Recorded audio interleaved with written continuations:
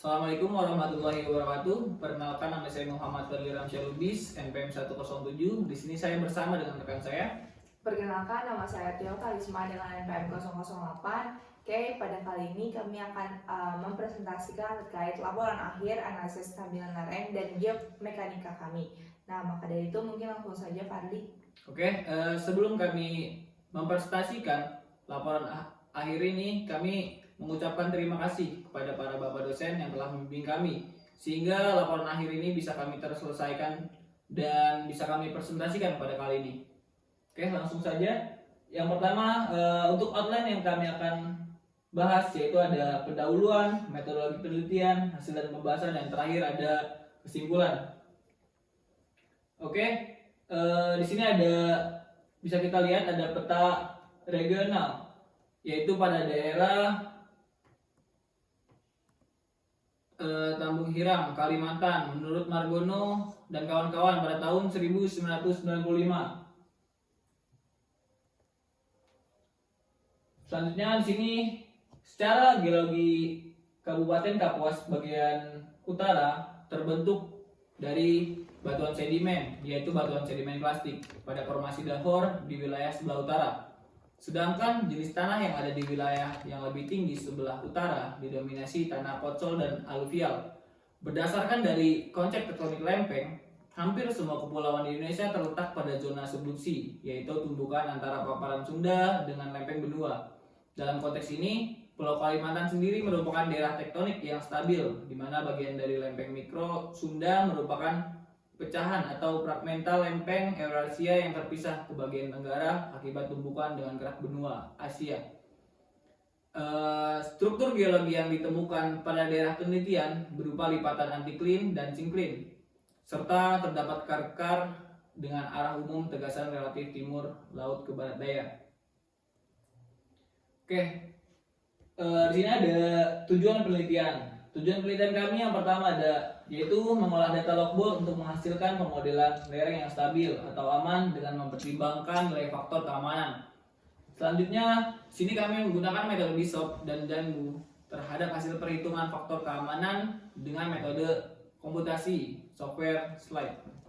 Selanjutnya, kami mengetahui nilai kestabilan lereng dari software slide tersebut. Dan selanjutnya kami mengetahui perencanaan kestabilan lereng pada pengaliran air permukaan dan air tanah dalam pengembangan. Dan yang terakhir, kami memberikan rekomendasi tambang batu bara untuk mendapatkan nilai yang ekonomis. Selanjutnya ada metodologi. Next. Oke, di sini yang pertama kami akan menjelaskan tentang rock mass rating atau RMR, yaitu adalah suatu metode klasifikasi massa batuan yang digunakan untuk mengetahui kualitas suatu massa batuan menurut Biernowski pada tahun 1989. Selanjutnya pada tahun 1976 beliau juga menjelaskan bahwa rincian dari klasifikasi batuan atau disebut dengan klasifikasi biomekanik atau rock mass rating telah dilakukan beberapa kajian. Hasil dari kajian tersebut yaitu terdapat perubahan signifikan dalam peringkat yang ditetapkan untuk beberapa parameter yang berbeda. Pembahasan selanjutnya didasarkan dari klasifikasi versi Biernowski pada tahun 1984. Selanjutnya ada parameter pada RMR yang diperlukan untuk mengetahui kelas massa batuan yang telah didapatkan dari penjumlahan bobot nilai masing-masing. Yang pertama ada kuat tekan batuan utuh atau UCS, terus ada rock quality destination atau RQD, terus ada kekar atau jarak ketidakmenerusan, kondisi kekar, dan terakhir ada kondisi air tanah. Oke, sini ada kuat tekan utuh batuan atau UCS.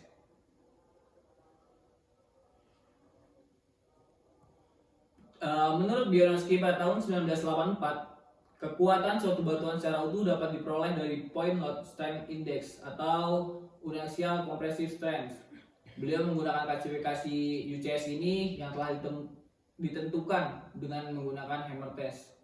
Kekuatan batuan utuh adalah kekuatan suatu batuan untuk bertahan menahan suatu gaya hingga pecah. Kekuatan batuan dapat dibentuk oleh suatu ikatan adhesi antar butir mineral atau tingkat sementasi pada batuan tersebut.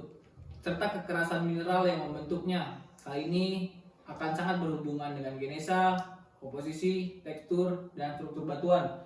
Bisa kita lihat di sini ada klasifikasi dari UCS tersebut. Selanjutnya ada Rock Quality Designation atau RQD. RQD ini digagas oleh Beer dan kawan-kawan pada tahun 1967 sebagai sebuah metode kuantitatif rock mass classification. RQD ini sederhana sehingga nilainya kurang detail, tapi masih banyak digunakan sebagai salah satu parameter uji kuantitatif RMC hingga saat ini. Konsep dari klasifikasi RQD ini sederhana, yaitu presentasi patahan batuan dari total panjang uji bor inti. Semakin tinggi nilai RQD, maka semakin baik pula kualitas batuan. Namun ada kelemahan dari RQD sendiri, yaitu pada saat non-recovery atau pengeboran yang tidak menghasilkan sampel inti, kesulitan dalam mendapatkan data pada batuan aluvium atau batuan lunak.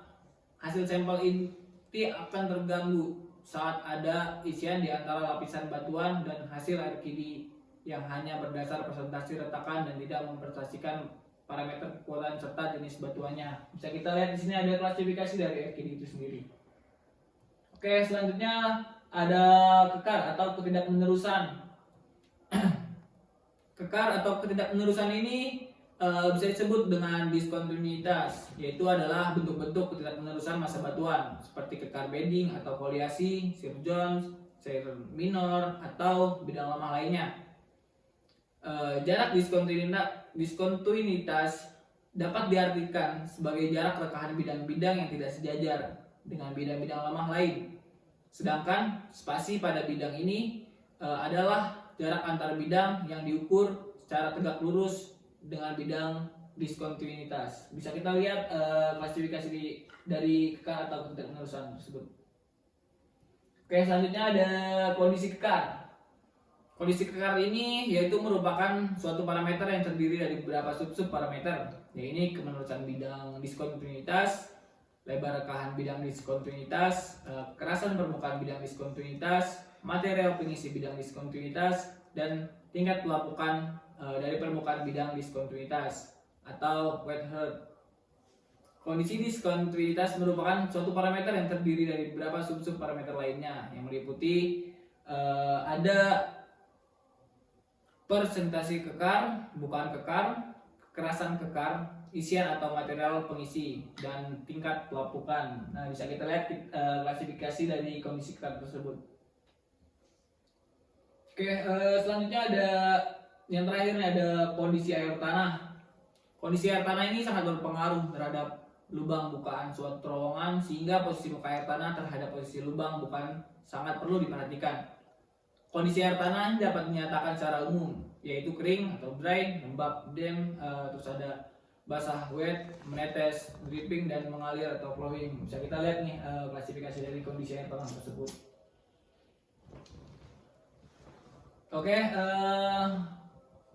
karena yang pertama sudah dijelaskan tentang RMR, selanjutnya ada tentang SMR atau slope mass rating. Slope mass rating ini yaitu merupakan nilai sudut kemiringan lereng maksimum massa batuan dalam kondisi stabil yang telah ditentukan berdasarkan dari parameter pembuatan RMR yang merupakan ketahanannya. Next. Oke, selanjutnya ada perhitungan slope mass rating tersebut berdasarkan dari RMR dengan menggunakan beberapa rumus sebagai berikut, yaitu yang pertama ada menurut Lobsker pada tahun 1975, selanjutnya ada Romanat pada tahun 1980, ada Hall pada tahun 1985, dan ada Orr pada tahun 1992. Di sini kita bisa lihat rumus-rumus yang telah mereka buat, dan di sini menurut untuk klasifikasi F1 itu sendiri itu mencerminkan paralelisme antara arah kekar dan arah lereng. F2 itu merupakan memperhatikan kemiringan kekar. F3 memperlihatkan hubungan kemiringan kekar dengan kemiringan lereng, dan yang terakhir ada F4 merupakan penyesuaian untuk metode pengupasan. Oke, selanjutnya ada klasifikasi dari nilai SMR itu sendiri. Bisa kita lihat.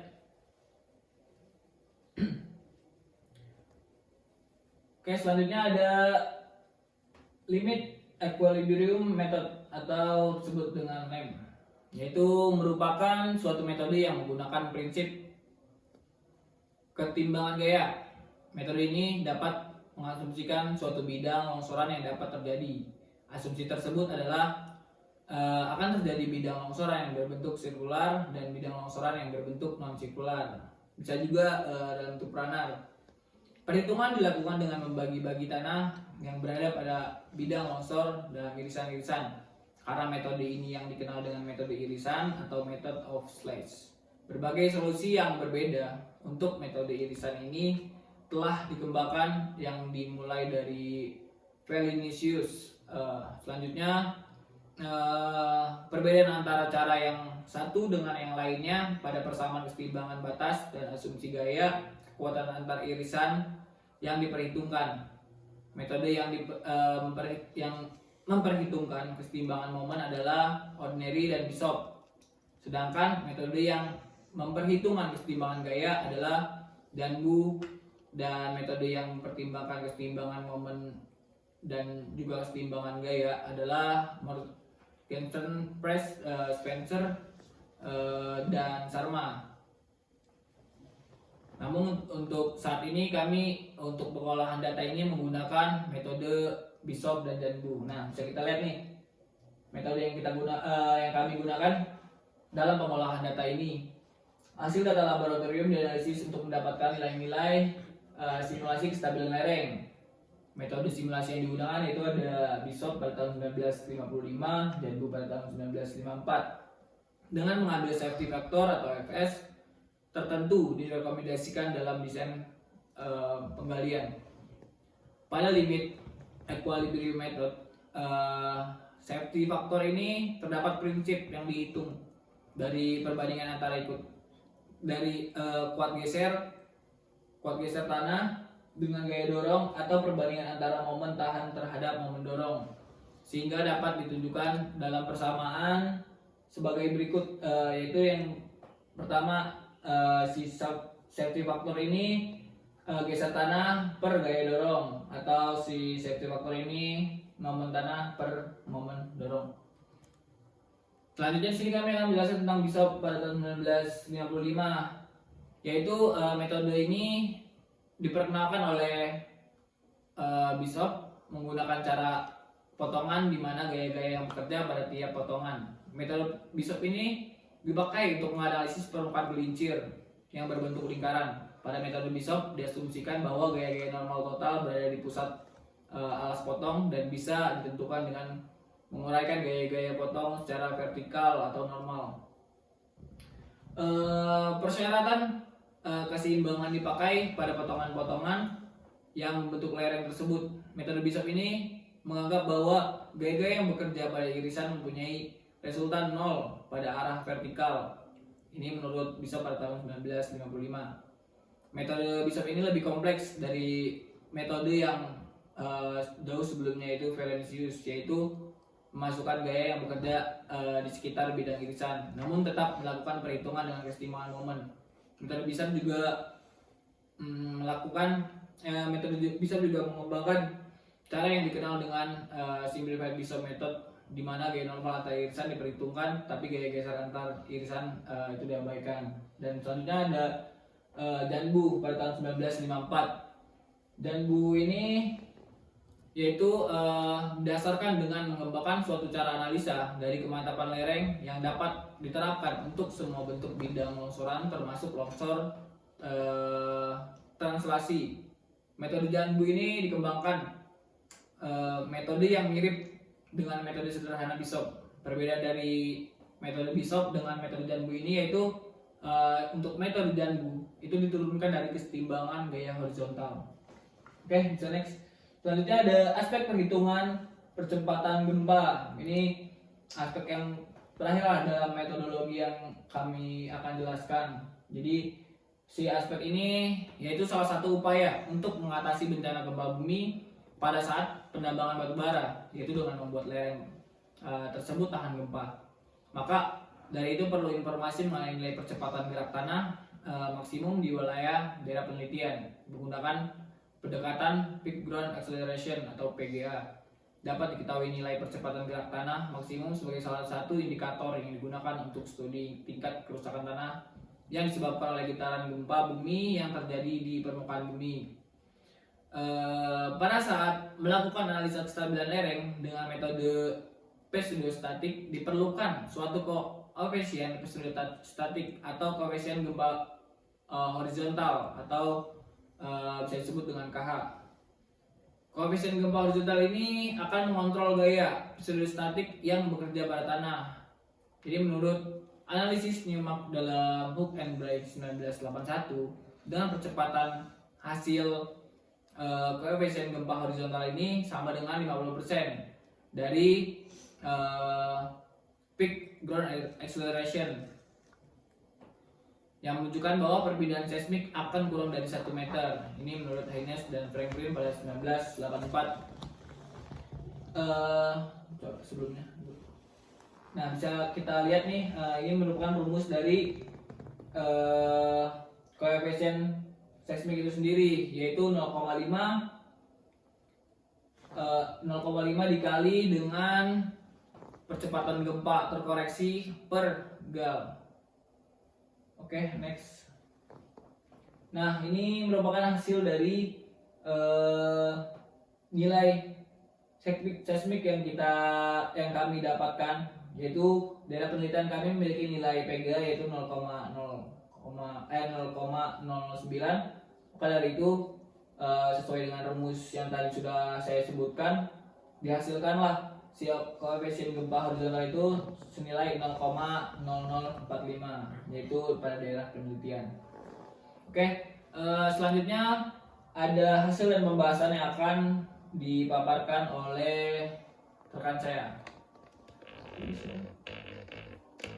Oke, sebelum masuk ke dalam pembahasan dan hasil, saya akan menjelaskan terkait software apa saja yang membantu kami dalam melakukan pengolahan data tersebut. Nah, yang pertama itu ada Logplot 8, di mana kami akan menjelaskan di sini tuh untuk membuat suatu logboard dari data yang diberikan oleh dosen pengampu, yaitu GT03 dan GT05, di mana di sini kita akan membuat seluruh kedalaman dari data-data tersebut dan nantinya akan berbentuk litologi seperti itu. Dan di sana juga akan dijelaskan dari berbagai seperti UCS, GSI dan lain-lainnya. Nah, selanjutnya ada Corel Draw, dan Corel Draw ini kami akan membantu software ini akan membantu kami untuk membuat korelasi ketika kami ingin input data ke dalam penampang. Nah, selanjutnya sebelum ke rock slide, kami akan menjelaskan terkait rock slide terlebih dahulu, di mana rock slide ini membantu kami dalam penginputan data untuk mencari material properties, di mana material properties yang diberikan belum semuanya terpenuhi. Maka dari itu kami akan mencari material propertiesnya terlebih dahulu di rock lab, dan selanjutnya setelah mendapatkan material properties, kami akan mendapatkan data-data untuk diinput ke rockslide 6.0 seperti itu. Oke, selanjutnya ada korelasi lithostratigraphy, di mana korelasi lithostratigraphy ini merupakan salah satu metode yang dapat digunakan untuk mengetahui hubungan antara batuan dan persebaran baik secara vertikal maupun horizontal. Nah, korelasi stratigraphy yang sesuai dilakukan dengan mengacu pada konsep sequence stratigraphy. Korelasi ini juga termasuk dari data yang akan diinput ketika mau simulasi pada software slide. Nah, data yang digunakan itu ada GT03 dan GT05. Dan dengan jarak pada logboardnya itu kurang lebih 178 dengan skala 1:300. Oke, selanjutnya ada penampang geoteknik. Nah, di sini dari penampang geoteknik ini, data korelasi lithostratigraphy merupakan aspek yang diperhatikan dalam pembuatan penampang geoteknik. Nah, korelasi stratigrafi yang sudah dibuat sebelumnya disesuaikan dengan ketebalan dan dip di tiap lapisan dari data Lockbar GT03 dan GT05 seperti hasilnya itu seperti yang sudah dikorelasikan dengan dip yang sesuai pada data korelasi sebelumnya. Oke, next. Nah, selanjutnya ada karakteristik rock mass layer penampang. Nah, di karakteristik rock mass layer digunakan dalam input data yang sudah dikorelasikan dalam pembuatan penampang pada software slide. Nah, berdasarkan dari data log GT03 dan GT05 terdapat banyak data yang berulang. Nah, maka dari itu data log GT3 memiliki kedalaman 54,68 dan data GT05 memiliki kedalaman 80,03 meter. Nah, sehingga pada korelasi tersebut setelah dikelompokkan pada tiap lapisan mendapatkan 12 lapisan dan memiliki 12 karakteristik rock mass properties-nya. Seperti ini yang dibutuhkan ketika kita ingin menginput data ke dalam rock slide. Oke, ini merupakan hasil perhitungan SMR dan RMR kami. Data yang sebelah kanan ini yang berwarna biru merupakan data awal yang diberikan oleh dosen pengampu untuk kami olah, dan selanjutnya telah diperhitungkan dan dilakukan pengolahan data melalui berbagai rumus dan diolah di Excel dan mendapatkan nilai RMR dan SMR seperti ini, dan ini merupakan hasil RMR dan SMR dari GT03. Oke, selanjutnya ada perhitungan RMR SMR dari GT05 dengan data yang sama. Warna biru merupakan data awal kami dan yang warna hijau itu merupakan data hasil pengolahan data kami. Oke, selanjutnya pembahasan rock mass rating dan slope mass rating. Oke, di perhitungan rock mass rating mungkin sudah dijelaskan juga oleh Fadli sebelumnya bahwa dari RMR ini sendiri memiliki pembobotan tersendiri, yaitu memiliki 5 kelas dan beberapa pembobotan lagi dengan pembuatan kelas 1 sampai dengan kelas 5 dengan nilai RMR-nya masing-masing. Oke, next. Selanjutnya ada data RMR.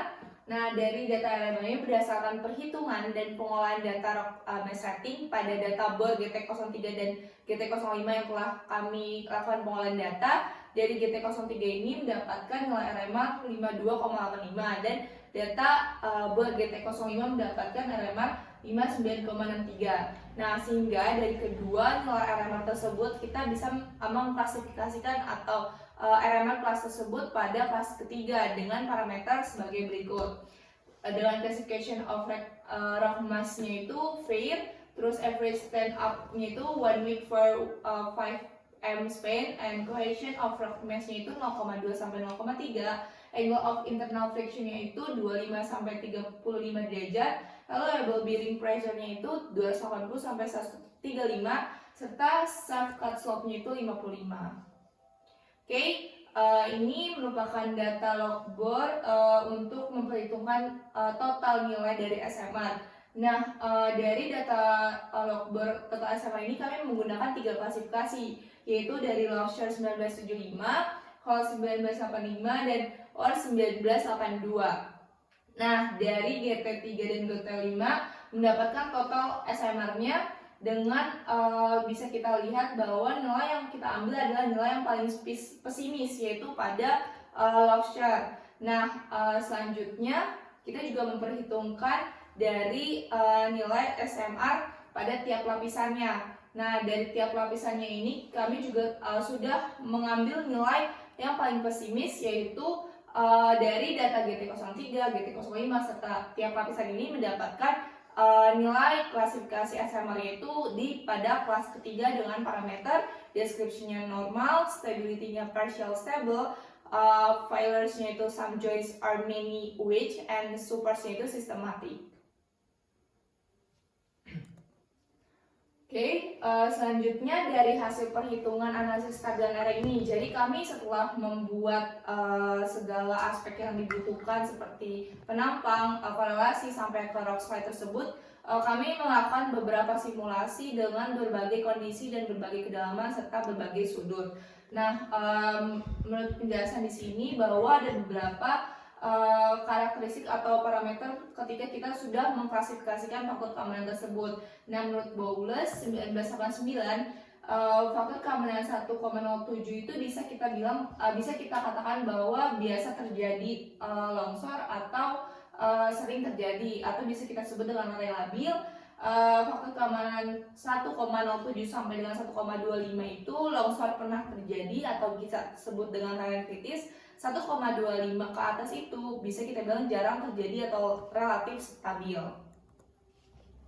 Oke, selanjutnya ke pembahasan.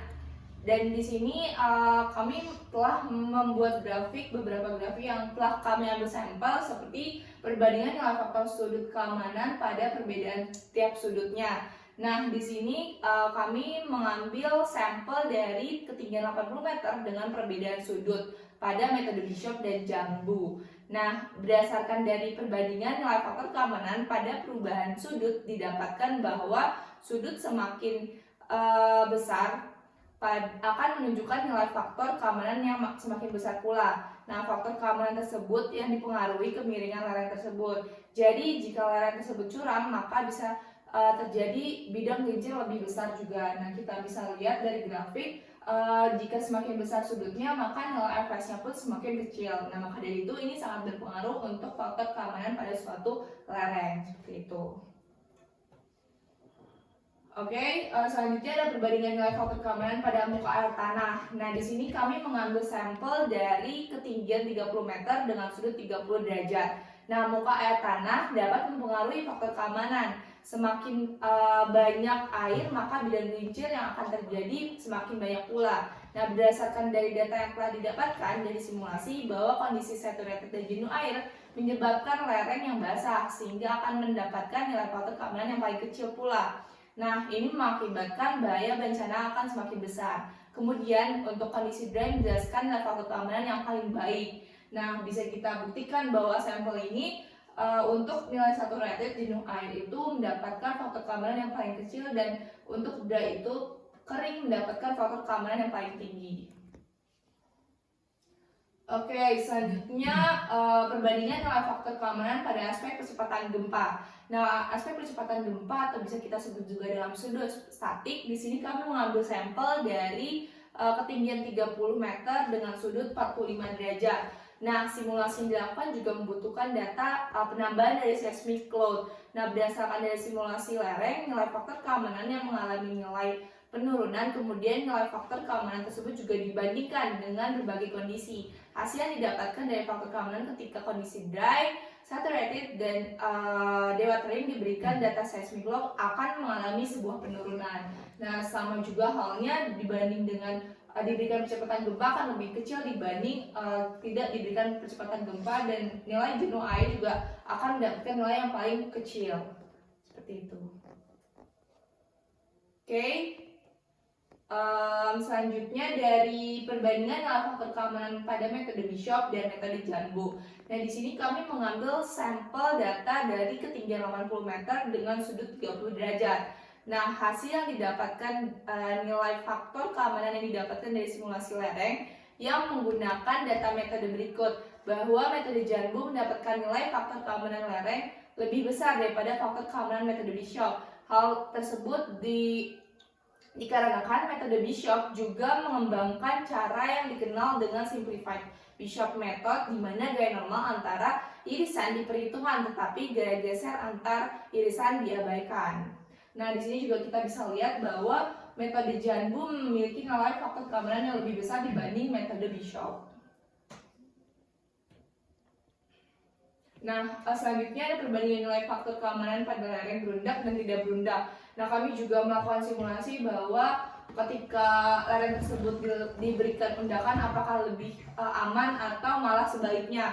Nah, di sini pembuatan lereng berundak merupakan salah satu upaya untuk pencegahan longsor atau stabilitas lereng menurut Zakaria 2009. Nah, grafik ini merupakan suatu bahwa pembuatan dari lereng berundak akan mendapatkan nilai faktor keamanan lebih tinggi atau merupakan lereng dalam kondisi aman dibanding yang tidak berundak. Nah, maka dari itu bisa kita buktikan bahwa nilai yang berundak yang tidak berundak itu lebih kecil dibanding nilai berundak. Maka dari itu nilai berundak ini lebih sangat aman dibanding tidak berundak. Nah, ketika membuat undakan ini dibantu dengan pembuatan bench width, di mana rumus bench width itu sendiri 0,2 dikali tinggi lereng ditambah 4,5. Oke, selanjutnya ada pembahasan terkait faktor keamanan low wall pada ketinggian dan sudut lereng yang optimum.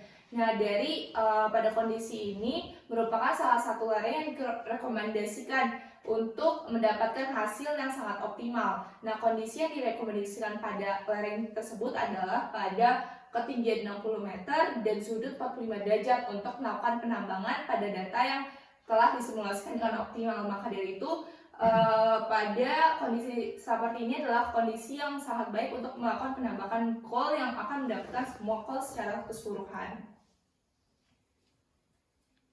Oke, selanjutnya kesimpulan yang terakhir. Maka dari itu bisa kita kesimpulkan bahwa kondisi yang kami gunakan pada keadaan dry, saturated, dewatering itu merupakan kondisi-kondisi yang kami gunakan untuk melakukan suatu simulasi pada rock slide itu sendiri untuk membuktikan bahwa faktor keamanan pada suatu lereng yang baik dan tidak baik itu seperti apa. Dan selanjutnya lereng yang digunakan juga kami menggunakan pada keadaan 40 meter, 60 meter, dan 80 meter dengan sudut lereng 30 derajat, 35 derajat, 40 derajat, dan 45 derajat dengan menggunakan metode Bishop dan Janbu.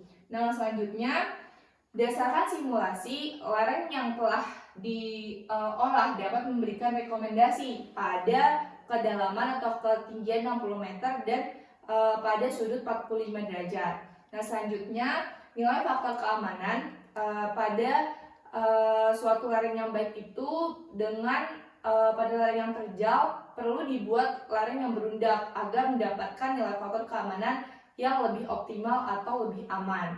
Nah, yang terakhir, kita bisa kesimpulan nih bahwa nilai faktor keamanan lereng yang dapat mempengaruhi itu dari beberapa hal, yaitu sudut kemiringan lereng, muka air tanah, dan beban seismic load.